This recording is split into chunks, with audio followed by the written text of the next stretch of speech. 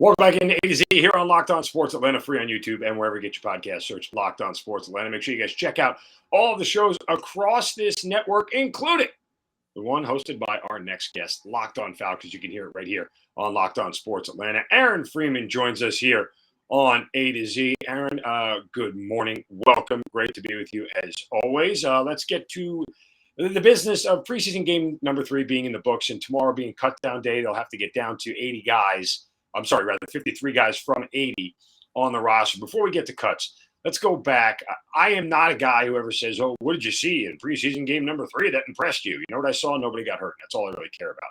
But that said, if there was any takeaways for you from preseason game number 3, what are they? I thought the D-line did it better and showed out some of the depth. Guys stepped up. You wanted to see that because that was probably the area of the Falcons roster that was thinnest headed into the season. So that gives them at least some options in terms of keeping some players there instead of having to rely on the waiver wire, which I think myself and others expect them to sort of approach there on the defensive line. You like seeing the running game be effective, even if it was with the third string offensive line. That gives them, I guess, the boost for the development of some of those players. And you like seeing Desmond Ridder, deal with some adversity and bounce back, right? Because if he does, you mean throw a pick on his very first pass attempt and then play better afterwards. Yeah, and if he does play this year, he's going to deal with some adversity and he's going to have to bounce back. So getting that kind of lesson in this third preseason game, I think, will be beneficial to him in the future. All right, let's get back to defense for a second, because what's interesting to me, and I brought this up earlier on in training camp, and it never really came up by anybody else that I really saw asking this question, and it persisted throughout the rest of training camp now that the preseason is done. But second-round draft pick Arnold Ebiketie, second-round draft pick Troy Anderson, and what was it, fourth or fifth-round draft pick D'Angelo Malone? They're like nowhere to be seen on defense. Now, not so much D'Angelo Malone, because I get he was drafted a little bit later, so he might not get. But the 2 second-round picks are supposed to be starters. They're supposed to be able to start fairly soon, and it looks like they have no shot of doing so at this point in time. Like, you haven't heard them talked about all training camp long or any preseason games like, oh, Ebiketie had a great game. It's just been kind of silent. Is that a concern? It can be. I think with Anderson, you kind of expected it. He was a raw sort of developmental player, given that he played quarterback and running back and only moved to linebacker late in his career at Montana State, coming from that small school. Okay. Dealt with some pause injuries. 1 second? If he was such a developmental player, what did he get taken in the second round for? Like, you don't draft developmental players in the second round. Coach at Montana State is the Falcons running backs coach. So well, there you go. Okay, so that's it. That's what we should do. Yeah, that's great. Nepotism. Love it. All right, anyway, go back to what you were saying. I apologize. I mean, that was the one draft pick that a lot of people questioned, right? Because there was a lot of more proven linebackers on the board at that point in time. Kobe Dean. No, Kobe Dean. Yeah, the Falcons took a swing on upside in terms of Troy Anderson, and we'll see if that pays off for them. That's not going to be a pick. I don't know if Nakobe Dean is going to be a better linebacker than Troy Anderson at this point. He was a better college linebacker than Troy Anderson. That's for darn sure. And I only cough like that in a joke. I do it sarcastically because, every Falcons fan wanted Nakobe Dean here. But the point simply being is those are the kind of picks that stick with people. Those are the Parade Jerrys, right? Those are the Peter Conses of the Thomas Dimitroff era that nobody ever lets go. And if you swing and miss on this guy, no one's ever going to let Troy Anderson out of their memory as wasting a second-round pick on somebody else when, boom, all these other guys were there who ended up being Pro Bowlers and All-Pros and everything else. Like, I don't know. To me, with hindsight being 2020 and Anderson not, or at least being a developmental project at this point and not being able to impact this team right now, maybe you could argue that, look, it doesn't matter. This year's not going to matter anyway. They're not going to make the playoffs, so let him develop and figure it out. Let's see what he is next year. I guess that's fair. But when you have holes, you don't fill them with developmental players. You fill them with players. So I think that's fair.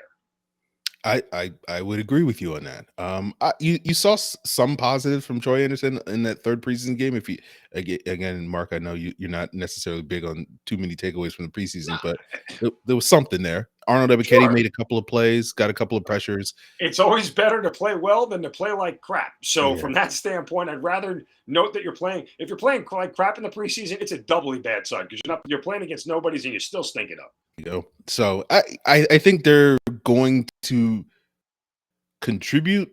The question is just going to be how much they're going to contribute right away. As you say, I don't have high expectations that this team was going to be great this year. So I think those rookies are going to probably take their lumps this year. If you see flashes, you'll take that as a plus for the Falcons.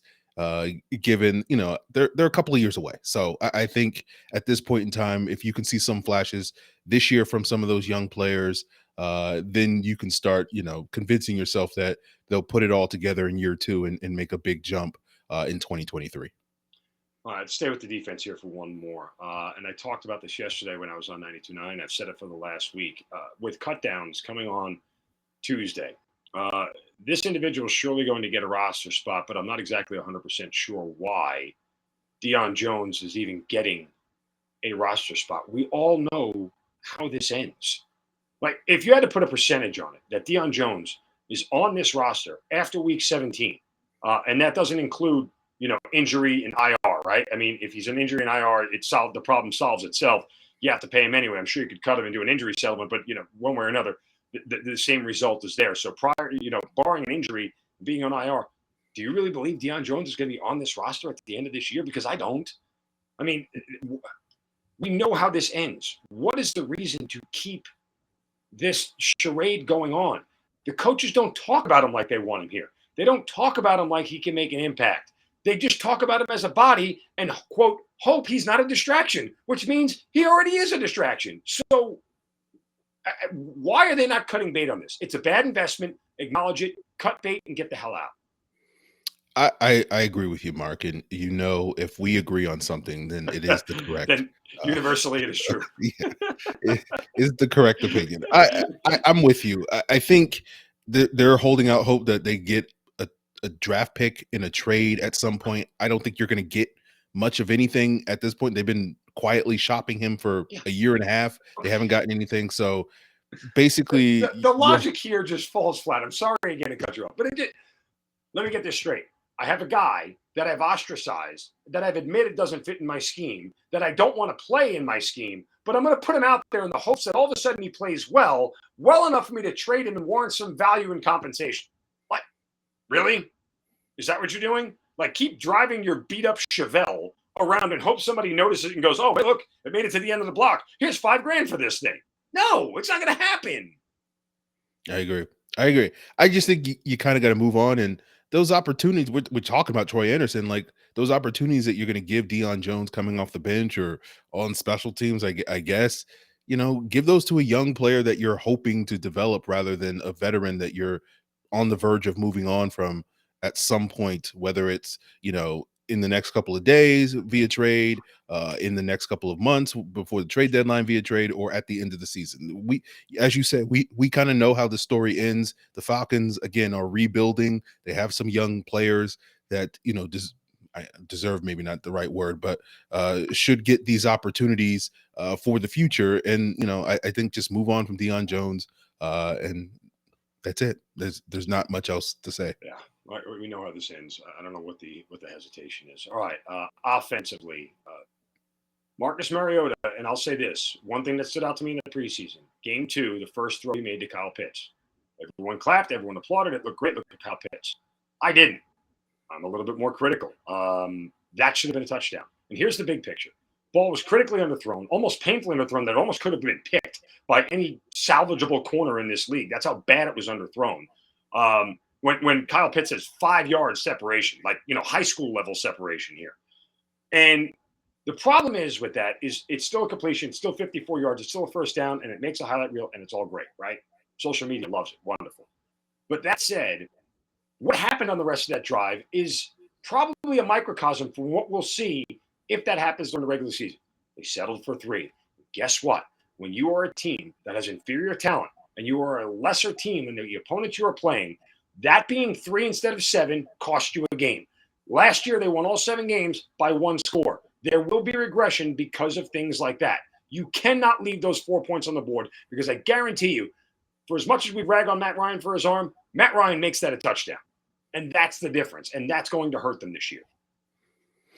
Yeah, I thought that game 2, Mariota's best throw was the touchdown throw he threw to Olamide Zaccheaus, but I certainly think you can nitpick a lot of the other throws. Now, again, it's preseason. You want to, how much stock we're going to put in guys making throws in the preseason, but it'll be interesting to see how this team does, because I think with Mariota as a starter, what you're betting on and what you're hoping for is those explosive plays in the offense that can lead to a high degree of success, because I don't know if you're going to have the same level of efficiency. Like with Matt Ryan, you're going to have probably a lower floor than you would with Ryan under Mariota, but hopefully you have a little bit of a higher ceiling from those big plays down the field because of Mariota's ability to get outside the pocket and extend plays and use his legs and all those various things. So it's not great to see him not necessarily hit on those throws, but obviously if he can do them in September as opposed to August, no one's going to care that he missed them in August. The bigger picture is about mistakes and how this team can't afford to make them because it will kill them. And that includes offsides penalties, holding penalties in the offensive line, and sacks. Those are the things they have to minimize. And the numbers bear it out. The touchdown percentage on drives with a penalty versus without is dramatic, and it's even more dramatic on a sack. The touchdown percentage that you get when you don't give up a sack versus when you do is night and day. And that's the only thing I'm focusing on from an offensive standpoint. I get it, they're not as talented as other teams, and I get it, the 1 or 2 playmakers they have can't get the ball every single play. That's not realistic. But they cannot beat themselves. They have a very small margin for error this year because they're less talented than most teams. Yeah, I would agree with that. And we'll see if they can overcome it. But hope springs eternal at this time of the year, Mark. That it does. Aaron Freeman, Locked On Falcons. Make sure you guys check it out right here on Locked On Sports Atlanta. Brother, always great to talk to you. Enjoy the rest of your day, and let's get ready for some regular football coming up real soon. All right, that'll do it for us here today on A to Z. You guys have a wonderful Monday. Back tomorrow. Don't take it a crap from anybody. See you.